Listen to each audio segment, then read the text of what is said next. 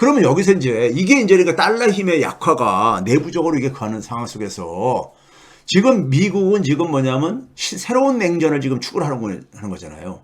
근데 저는 이게 굉장히 인류 역사에 중요한 분기점이 될 거라고 봅니다.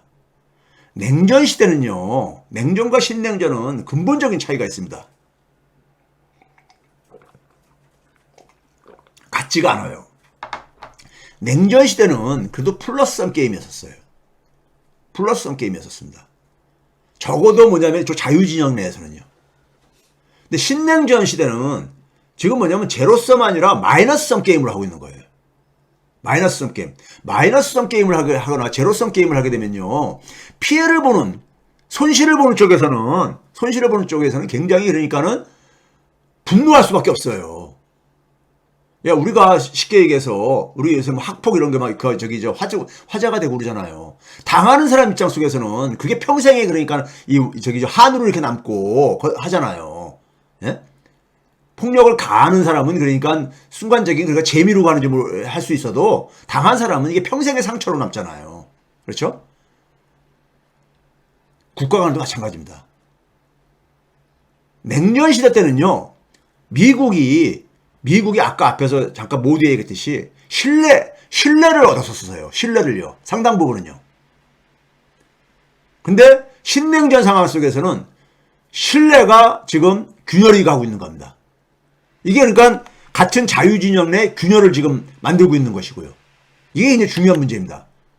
자, 1970년에요. 1970년은 한창 냉전 시대잖아요. 1970년에 경제력은 그러니까 압도적으로 격차가 존재했었습니다. 당시엔 소련이 그러니까는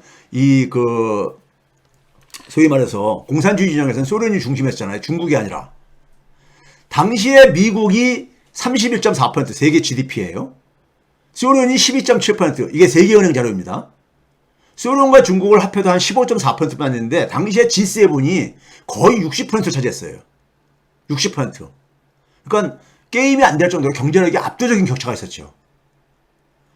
이런 상황 속에서 이런 숫자가 이것이 2차 세계대전 바로 직후에는 더했었어요. 2차 세계대전 직후에는요. 미국의 경제력은 압도적으로 오르했었습니다. 그러다 보니까 미국은 냉전 시대 때도 어떻게 했냐면 굉장히 적극적인 개방 정책을 씁니다. 개방 전략을 쓰죠. 적극적인 개방 전략을. 예? 자유무역이라든가 이런 것들이 그러니까 적극적인 개방 전략을 쓰잖아요. 굉장히 공격적으로 개방 전략을 씁니다. 반면에 그러니까는 소위 동구진영은 수세적으로 가죠. 개방을 했다가 소위 말해서 저 자유진영에 그들 표현을 빌리자면 제국주의에게 다시 그러니까 기술적으로 경제적으로 종속이 된다. 이런 이제니까는 피해감으로 소위 식민지 경험을 가지고 있다 보니까는 그런 피해감으로 굉장히 수세적으로 자기들끼리 그러니까 굉장히 제한적인 개방을 하죠. 그리고 자립경제를 추구한다거나 이렇게 하죠. 그렇죠? 그럼 그게 왜 그랬느냐? 자유진영, 미국의 압도적인 경제력에 자신감을 가지고 이걸 밀어붙인 겁니다. 그리고 그 상황 속에서 미국은 상당히 그래도 국제 질서를, 국제 규칙을 지금보다는 훨씬 더 그래도 공정하게 제공한 거예요. 그래서 그 개방 진영에 참여하는 국가들은 혜택을 볼 수 있는 조금씩이라도 소위 말해서 플러스섬 게임이 진행될 수 있었습니다. 플러스섬 게임이요. 소위 우리가 이런 말 있잖아요. 자본주의가 공산주의한테 승리할 수 있었던 것은 자본주의는 기본적으로 시장의 원리에 바탕을 둬가지고 경제 성장을 추구한다잖아요. 근데 경제 성장은 모두가 다 경제 성장의 혜택을 다 똑같이 입지는 않지만은 대부분이 성장의 혜택을 입는다. 그리고 거기서 또 한 걸음 더 나아가서 그 시장의 게임에서 나고자에 대해서 그러니까는 소위 말해서 사회 보장으로 복지로 뒷받침해준다. 여기까지 그러니까 진화했던 거 아닙니까? 소위 말해서 자본주의라는 것이요. 60년대. 그렇죠? 여기까지 진화했던 거 아니에요. 그게 엄청난 생산력의 바탕을 둬가지고 이렇게 가능했던 거잖아요. 그러다 보니까는 국제 경제에서도 소위 말해서 플러스섬 게임이 가능했던 거예요. 대한민국도 소위 말해서 그걸 통해서 소위 말해서 국제 분업 체계에 편입이 돼가지고 전체 그러니까 이 소위 제조업의 미국이 주도하는 제조업의 생태계 속에서 소위 일정 부분 제조 과정의 생산 부분의 일정 부분을 우리가 담당함으로써 그거 가지고 우리가 성장의 과실을 우리가 나눠 가졌잖아요. 우리도 혜택을 입었잖아요. 그게 소위 말해서 한강의 기적이라는 거 아닙니까? 예? 그게 소위 긍정적인 측면으로만 얘기하자면은 표현하자면은요. 예? 그러니까 냉전 시대 때는 국제 질서가 굉장히 플러스 게임이 진행됐습니다. 그러다 보니까 그 당시에 소위 말해서 식민지 경험을 겪었던 나라들, 네. 대부분 나라들은요, 소위 인도네시아, 뭐 많은 이 동남아시아에 우리나라보다도 GDP가 소득이 높았던 나라들이 우리보다 지금 뒤처지게 된 이유가 그들은 되게 이제 자립경제를 추구했거든요. 자립경제를. 왜? 잘못 그러니까 저 국제 분업 체계에 들어갔다가 예? 기술적으로 종속된다 이거죠. 그래서 그 식민지에 대한 아픈 추억이 있는데 또 다른 그러니까 새로운 형태의 식민지가 될 수 있다. 이런 우려 때문에 적극적으로 국제 분업 구조에 안 들어갔었죠. 물론 그거 득실이 있는데 그걸로 그러니까 우리가 성장은 그러니까는 좀 정치하게 되죠. 그런 지역들이요. 그런 지역들이요. 북한은 특수한 경우지만 북한도 그러니까 그런 측면에서는 강요된 자립 경제를 그러니까 강요받았죠. 이들 나라들이 대개 보게 되면 50년대까지는 굉장히 빠르게 성장을 합니다. 내부 자원을 동원을 해가지고 하다 보니까. 근데 결국은 개방 경제에 그러니까 우리가 비해서는 그러니까 뒤처지게 되죠. 그렇죠? 자, 그랬을 때 플러스섬 게임이었는데 지금 벌어지고 있는 신냉전 시대는 이게 마이너스섬 게임이라 이겁니다. 모두가 다 피해를 보는. 예? 이게 왜 이렇게 하겠느냐? 미국이 자신의 그러니까 소위 말해서 헤게모니를 계속 유지하겠다는 그 시대착오적인 생각 때문에 소위 말해서 냉전 더 이상 그러니까 우리가 일방적인 그러니까는 그 소위 승리는 불가능한 이러한 시대에 진입했는데 그걸 여전히 고집을 하는 거죠. 여전히 고집하는 거고 자신의 경쟁자를 잠재적인 경쟁자를 인정 못하겠다는 거죠. 소위 이른바 하늘 아래 두 개의 태양이 있을 수는 없다는 이런 세계관에 빠져가지고 벌리고 있는 거죠. 그 속에서 가장 피해보는 게 우리나라 같은 경우죠. 멍청한 우리나라처럼 그러니까는 소위 제가 늘 얘기하듯이 소위 말해가지고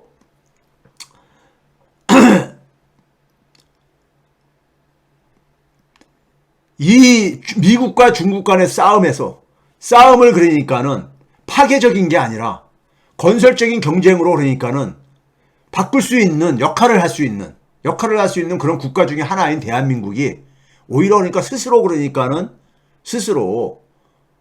미국이 전개하는 신냉전, 소위 말해서 탈중국, 예? 독자적인 공급망 구축에 스스로 알아서 기어 들어감으로써 자해 행위를 하고 있는 거잖아요. 자해 행위를. 그렇죠? 이게 사실 미국한테도 바람직하게 하는 거예요. 미국의 싱크탱크 중에 그러니까 경제 분야에 국제 경제 쪽으로 하는 게 국제경제연구소라고 있죠. 피터슨 국제경제연구소의 소장이 이런 식의 방식은 바이든 행정부의 방식은 미국한테도 도움이 되지 않는다. 내부에서 미국 엘리트들이 그런 얘기들 많이 지적을 합니다. 지금. 예? 미국한테도 이게 도움이 되는 게 아니다. 그러니까 우리가 경제학에서는요. 자기한테 피해를 입히면서 남한테 그러니까는 보복을 하는 거. 이걸 가지고 스튜피드하다 그러거든요. 굉장히 스튜피드한 짓을 하고 앉아 있는 거예요. 합리적인 그러니까 여기에 그러니까는 지식인들이 굉장히 침묵을 지키고 있는 거야. 경제학 체계는요, 적어도 시장 경제주의자들은 그동안 뭐 했습니까? 자유무역을 예찬하고 그랬잖아요. 근데 지금 자유무역하고 정반대로 가고 있잖아요, 미국이요. WTO를 스스로 그러니까 그것을 붕괴시켜버리고 있고, 예? 그러고 있잖아요. 근데 거기에 대해서 아무 얘기도 안 해. 특히 대한민국 경제학자들은 대부분이 뭐냐면 이 자유경제, 자유무역을 예찬하는 사람들이거든요. 근데 침묵하고 있어. 예? 지금 하고 있는 게 보호무역이잖아요, 미국은요. 자기네 나라에서 생산을 했을 때 보조금을 지급하겠다. 이게 보호무역이지 뭐예요. 전형적인. 그렇죠? 그러면 이 속에서 우리나라 국민들이 지금 미국에 대해서 굉장히 실망을 하잖아요. 실망을 하잖아요. 그러니까 미국이 지금 만들고 있는 새로운 질서라는 것은, 새로운 규칙이라는 것은 굉장히 그러니까는 자국 이기주의, 미국 중심주의적인 거잖아요. 다른 나라 입장은 고려하지 않는. 냉전시대에는 그래도요, 냉전시대에 만든 규칙들, 국제무역이든 국제금융이든 간에 그 규칙은 나름대로 거기에 논리가 있었어요. 그리고 그 규칙이 거기 참여하는 다른 국가들, 개도국이나 후진 국가들도 혜택을 보는 측면들도 있었어요. 그러니까 미국이 상당히 그러니까 어느 정도 그러니까는 신뢰를 받을 수 있었던 거예요. 권위를 확보할 수 있었던 거예요. 그 규칙은 정통성을 확보할 수 있었던 거예요. 근데 지금은 정통성이 굉장히 취약하면서 규칙은 뭐냐면 미국의 이익만을 위해서 그러니까 규칙을 그러니까 외치고 앉아 있는 거잖아요. 대표적인 게 뭡니까요? 미국이 그러니까 바이든이 가치동맹, 가치 공유 얘기를 하고 있잖아요. 인류사의 가장 중요한 가치 중에 하나가 뭡니까? 인권 아니에요. 예? 근데 미국의 패권주의 관점에서 한미를 군사동맹으로 그러니까 군사동맹으로 발전시키기 위해서 한국과 일본 간의 이 관계를 진전시키는 것이 필요하다고 해가지고 한국이 일본한테 그러니까 무조건 무릎 꿇고 들어가는 것을 잘했다고 박수를 치고 앉아있고 그래서 일본의 그러니까 전쟁 범죄조차도 예면하는 게 이게 무슨 가치 동맹이에요? 가치 공유입니까 이게? 예? 전쟁 범죄라는 그러니까는 이 역사를 부정하고 인권을 부정하는 일본을 오히려 양보를 시켜야지. 예? 미국이 얘기하는 그러니까 가치 공유, 가치 동맹이라고 한다면은 일본을 양보시켜야죠, 한국한테. 예? 일본이 그러니까는 니네 과거사에 대해서 분명하게 가라 이렇게 얘기를 해야 되는 거 아닙니까? 근데 거꾸로 그러니까 이거 그러다 보면은 정권은 자기들이 마음대로 조종할지 모르지만은 대한민국 국민들을 그러니까 품지를 못하는 거잖아요, 미국이요. 대한민국 국민들 자꾸만 미국으로부터 멀어지고 있잖아요. 대한민국의 심지어 보수 세력들조차도 멀어지고 있잖아요. 예? 이게 대한민국만 그러겠어요? 글로벌 사회 전체에서 이 공감을 못 얻죠. 미국 같은 이런 방식은 절대 공감을 못 얻었습니다. 단지 앞에서 우리가 흔히 말해서 이 근육질을 자랑하는 조폭이, 깡패가 힘으로 막 이렇게 갈 때 앞에서는 할 수 없이 그러니까 우리가 대들지 못하지만은 마음속으로 그 조폭과 깡패를 우리가 마음속으로 우리가 공감을 할 수 있냐고요. 똑같은 겁니다. 국가 간에서요. 기본적으로 그 사회 국민들의 그러니까는 공감을 얻어내는 매력을 얻어내야 되는 거거든요.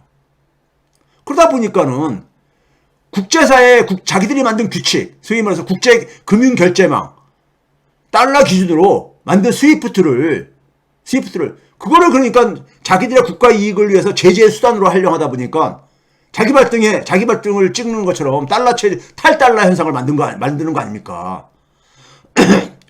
유럽에서도 그러다 보니까는 전략적 자율성이라는 목소리가 프랑스를 중심으로 계속 나오는 거고요. 마크롱만 얘기한 줄 알았더니만은 그 유럽 중앙은행 총재, IMF 총재였던 그분 입에서도 전략적 자율성 얘기를 하고 앉았더라고요. 미국 내부에서조차도 미국 방식에 대한 비판이 나오는 거 아닙니까?